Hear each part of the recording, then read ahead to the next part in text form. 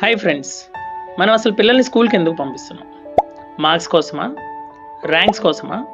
IIT seat కోసమా? లేదా మంచి కెరియర్ కోసమా? ఇవన్నీ ఓకే, కానీ అసలు స్కూల్లో మన పిల్లలు ఏం చేస్తున్నారు? వాళ్ళు సురక్షితంగా ఉన్నారా? వాళ్ళు సురక్షితంగా వెనక్కి వస్తారా?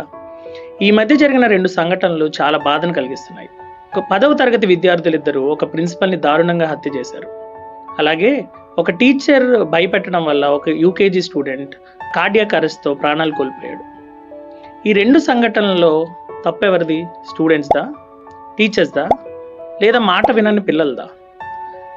ఈ ప్రశ్న అడిగే ముందు మనం తప్పెవరిది అనే దానికన్నా మనం ఎక్కడ ఫెయిల్ అయ్యామని ఆలోచించుకోవాలి.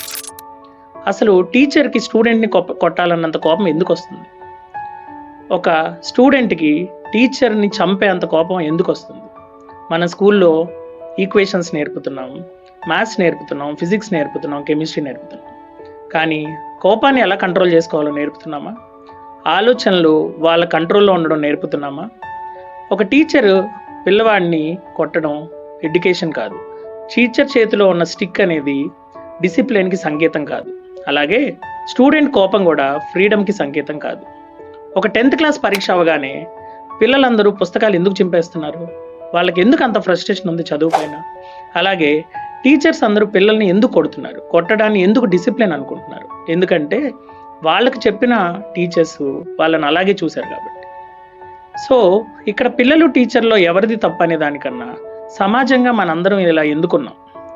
ఈ కాలంలో అసలు ఒక పిల్లోడిని ఫోన్ల నుంచి, ఈ డ్రగ్స్ నుంచి, చాలా అడిక్షన్స్ నుంచి దూరంగా ఉంచడం సాధ్యమేనా? జస్ట్ కంట్రోల్ చేయడంతో ఇది చెయ్యొద్దు, అది చెయ్యి, ఇది మంచి, ఇది చెడు అని చెప్పడంతో పిల్లోడు కంట్రోల్ అవుతాడా? So there is a saying, the more you control something, they will find more ways to do the same thing. సో పిల్లవాడిని కంటిన్యూస్గా కంట్రోల్ చేస్తే వాళ్ళు మనం ఉన్నంతసేపు అది చేస్తారు, కానీ తర్వాత మనం లేనప్పుడు, వాళ్ళకి స్వేచ్ఛ ఉన్నప్పుడు వాళ్ళు మరింత దారుణంగా తయారవుతారు. దీని అంతటికీ నా దృష్టిలో ఒకటే సొల్యూషన్: స్కూల్ కేవలం పాఠాలు చెప్పే ప్లేస్ కాకూడదు. స్కూలు పిల్లల ఎమోషన్స్ని కంట్రోల్ చేస్తూ పిల్లలకి రిస్క్ మేనేజ్మెంట్ని నేర్పే ఒక స్థలమై ఉండాలి. పిల్లలతో సాధ్యమైనంత ఎక్కువగా మనం మాట్లాడుతూ ఉండాలి. పేరెంట్స్ కేవలం మార్కుల గురించే కాకుండా వాడు ఎవరితో ఉన్నాడు, ఎలాంటి స్నేహంలో ఉన్నాడు, వాడి ఎమోషన్స్ ఎలా మారుతూ ఉన్నాయి, టీనేజ్లో ఎలా మారుతున్నాయి, వేరే ఏజ్ వచ్చినప్పుడు ఎలా మారుతున్నాయి, వాడు చదువు వల్ల స్ట్రెస్ ఫీల్ అవుతున్నాడా, అలాంటి స్కూల్లో మనం జాయిన్ చేసామా, ఇవన్నీ మనం ఆలోచించుకోవాలి. సో అలానే టీచర్స్ కూడా స్కూల్కి వచ్చిన పిల్లోడు అంటే కేవలం వాడు ఒక్కడే కాదు, అది వాడి జీవితం. దాని వెనకాల వాళ్ళ పేరెంట్స్ ఉన్నారు, వాడి ఆశలు ఉన్నాయి, వాడి ఎన్నో కళలు ఉన్నాయి. ఇవన్నీ గుర్తుపెట్టుకొని స్టూడెంట్తో మెలగాలి. అసలు పిల్లవాడిని రిస్క్లోకి వెళ్లకుండా ఆపడం సాధ్యమేనా? ఇంత పెద్ద ప్రపంచంలో, చాలా అడిక్షన్స్ ఉన్న సమాజంలో మనం రిస్క్లోకి వెళ్లకుండా పిల్లల్ని ఆపలేం. ఒకటి ఏం చేయగలుగుతాం? రిస్క్ని ఎలా హ్యాండిల్ చేయాలో నేర్పగలుగుతాం.